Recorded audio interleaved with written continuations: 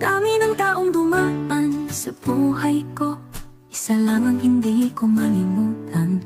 Hindi siya kilala ng karamihan, hindi siya sikat, pero sa'kin siyang pinaka-idolo ko. Ang imo ko, 500 na lang ang naman natira sa sahod niya, pero ipinadala pa rin sa kanila. Walang nagtanong kung may natira pa ba para sa kanya.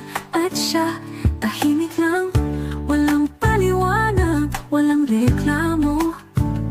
Sabi niya, pang-allowance ko na lang to, pero ang totoo, zero, naubos na siya, matagal na.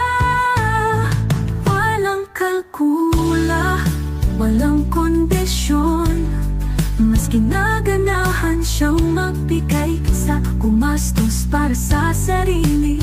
Marami ang umutang, kaunti lamang tumupad, pero hindi siya naningin, hindi nagtanim ng hinanakit. Tahimik pa rin, pagod na, pero nagbibigay pa rin.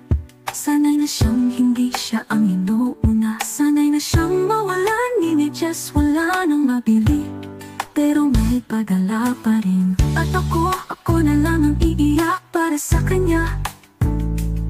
Ako na lang ang bubulong sa mundo ng totoo, dahil kahit walang ibang nakapansin, alam ko kung gaano siya nasasaktan, kung gaano siya nauubos, kung gaano siya lumalaban nang walang mabinay na saklolo. Hindi siya bayani na lahat, pero siya ang dahilan kung bakit ako naniniwala na may mga taong totoo pa rin.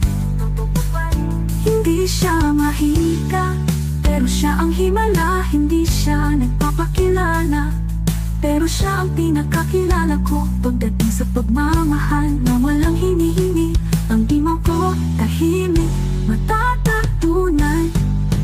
Walang kalkula, walang kondisyon, mas ginaganahan siyang magbigay kaysa gumastos para sa sarili. Walang kalkula, walang kondisyon, mas ginaganahan siyang magbigay kaysa gumastos para sa sarili. Marami ang umutang, kaunti lang